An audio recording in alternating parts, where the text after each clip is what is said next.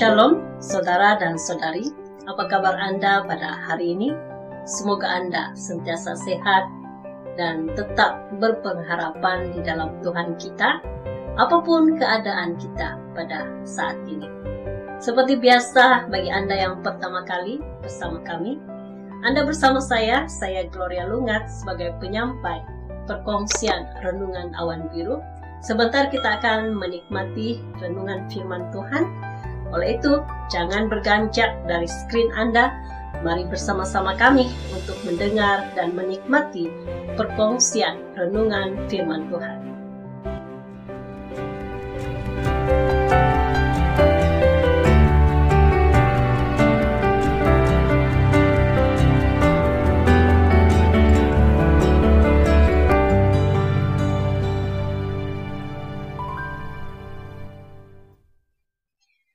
Renungan firman Tuhan pada kali ini terdapat di dalam kitab Yehezkel pasal 13 ayat 17 sehingga ayat yang ke-19. Mari kita bersama-sama melihat Alkitab kita. Pembacaan Alkitab berbunyi demikian: hukuman terhadap nabiah-nabiah palsu. Engkau anak manusia, tujukanlah mukamu kepada kaum perempuan bangsamu yang bernubuat sesuka hatinya saja, dan bernubuatlah melawan mereka. Katakanlah, beginilah firman Tuhan Allah, celakalah dukun-dukun perempuan yang mengikatkan tali-tali azimat pada semua pergelangan dan mengenakan selubung pada kepala semua orang tua atau muda untuk menangkap jiwa orang. Apakah kamu hendak menangkap jiwa orang yang termasuk umatku dan membiarkan orang-orang lain hidup untuk kepentinganmu? Kamu melanggar kekudusanku di tengah-tengah umatku hanya demi beberapa genggam jelai dan beberapa potong roti, dengan membunuh orang-orang yang tidak patut mati dan membiarkan hidup orang-orang yang tidak patut hidup. Dalam hal kamu berbohong kepada umatku yang sedia mendengar bohong. Jadi berdasarkan teks ini kita akan mempelajari tema renungan firman Tuhan, yaitu pembohongan. Saya percaya setiap kita tidak suka dibohongi. Apapun alasan kebohongan itu, kita tidak suka dibohongi. Karena kebohongan, membohong adalah satu perbuatan yang tidak bertanggung jawab, merugikan diri sendiri juga orang lain. Namun demikian, walaupun tidak suka dibohongi, tapi ramai juga di antara kita yang masih sanggup melakukan pembohongan.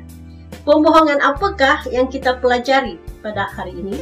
Berdasarkan teks dan tema renungan firman Tuhan pada kali ini, kita akan mempelajari ada dua pembohong yang dikatakan dalam kitab Yehezkel pasal 13 ini, yaitu yang pertama, nabi-nabi palsu. Yehezkel 13 ayat 2 dan ayat yang ketiga. Kemudian datanglah firman Tuhan kepadaku, hai anak manusia, bernubuatlah melawan nabi-nabi Israel, bernubuatlah dan katakanlah kepada mereka yang bernubuat sesuka hatinya saja, dengarlah firman Tuhan. Dan yang kedua, yang dikatakan sebagai pembohong di sini, yaitu nabiah-nabiah palsu yang juga dikenali sebagai dukun. Kita lihat kembali dalam Yehezkel 13 ayat 17 dan ayat yang ke-18. Engkau anak manusia, tujukanlah mukamu kepada kaum perempuan bangsamu yang bernubuat sesuka hatinya saja, dan bernubuatlah melawan mereka.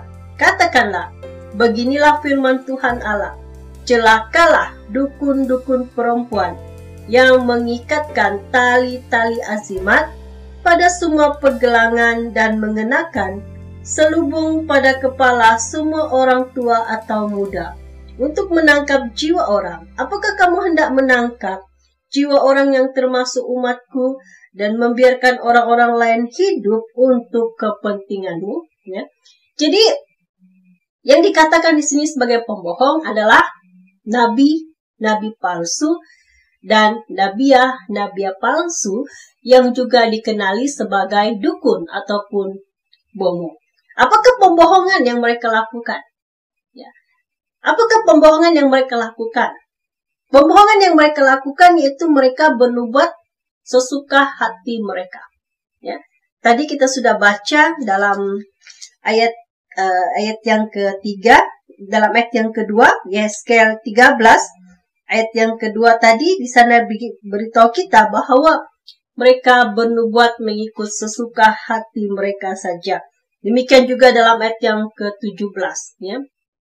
Para kaum perempuannya, nabiah palsu, juga mereka bernubuat sesuka hati mereka. Mereka berkata, ya, mereka bernubuat. Apakah itu nubuat? Nubuat yaitu menyatakan ataupun memberitahu perkara yang akan terjadi pada masa akan datang, pada masa depan. Itulah nubuat.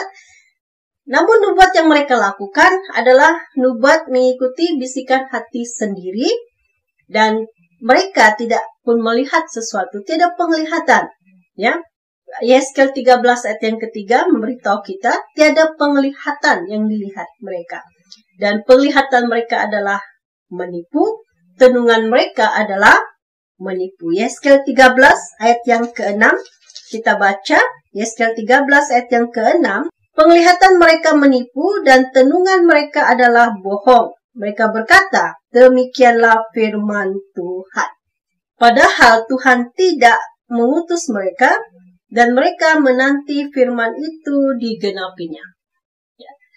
Mereka menanti firman itu digenapi. Padahal Tuhan tidak mengutus mereka, Tuhan tidak berbicara kepada mereka.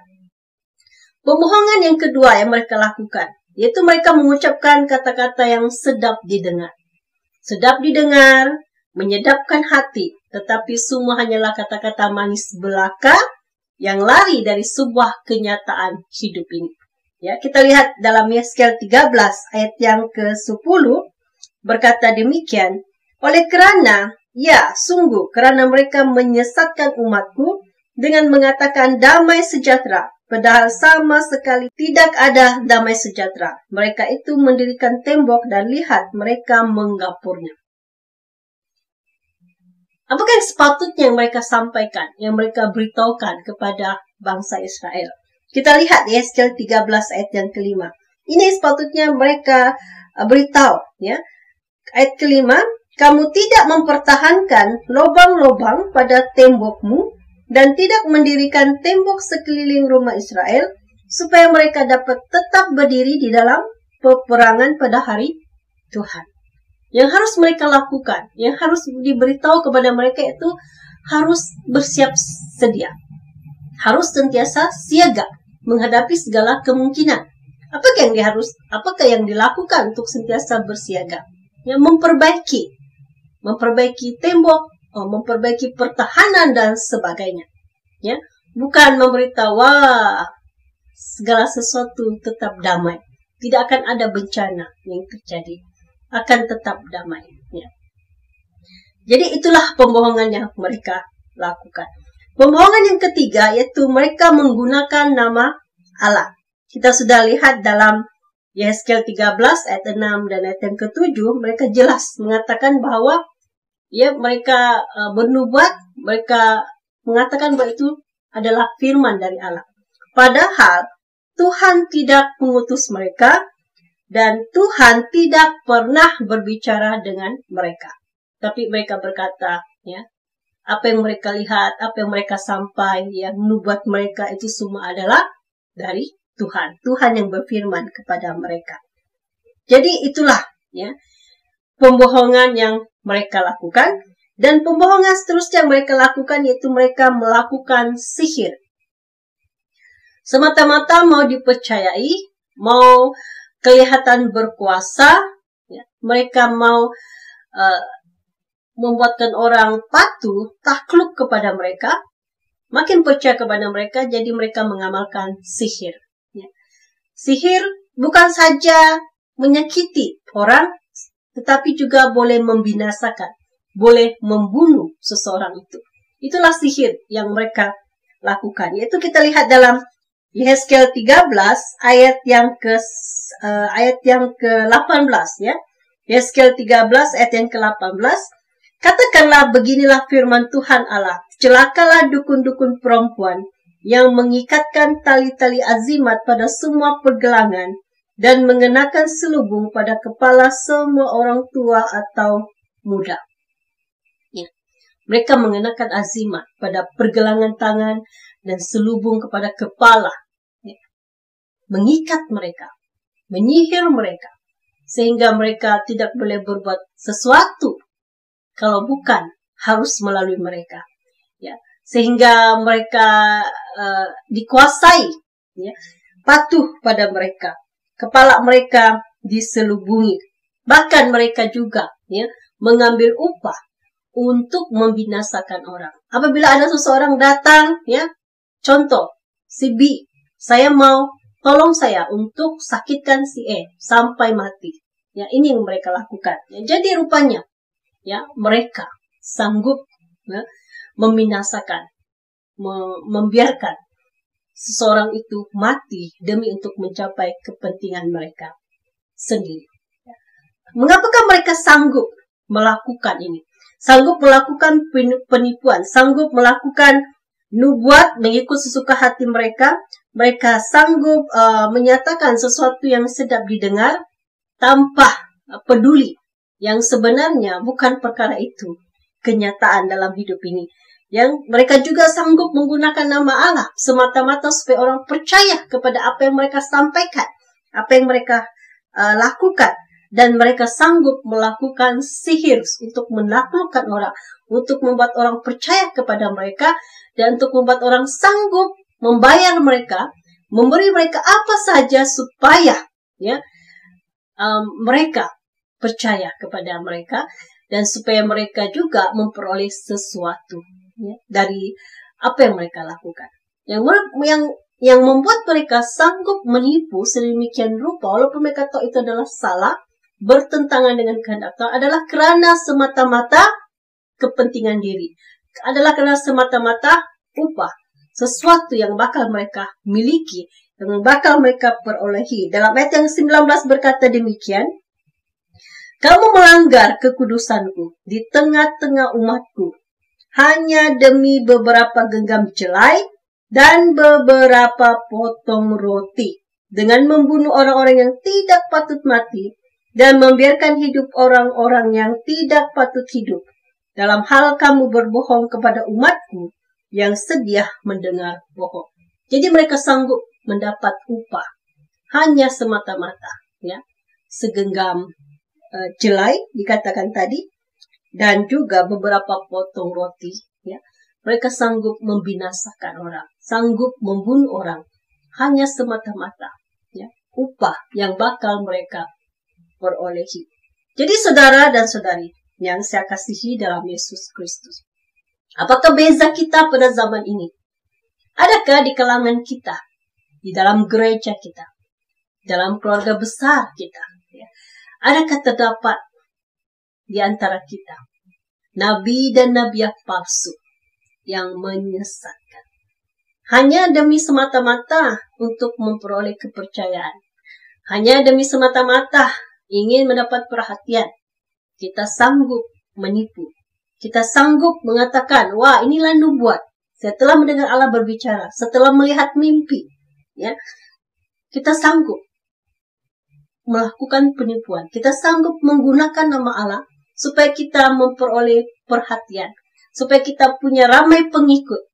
Saudara dan saudari, ini memang masih ada terjadi. Bukan saja terjadi di zaman Nabi Yehezkiel, tetapi juga pada hari ini perkara ini ada terjadi di kalangan kita orang-orang Kristen.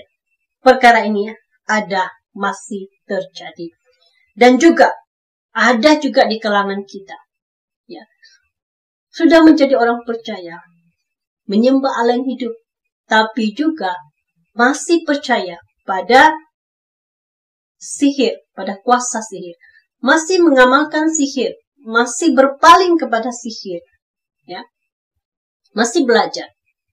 Ada pernah dengar, ya, Saya kata, dia belajar sihir. Tapi yang dia belajar adalah bukan untuk menyakiti orang. Tapi dia belajar cuma untuk baca kalau sakit, demam, dan sebagainya. Hanya untuk diri sendiri saja.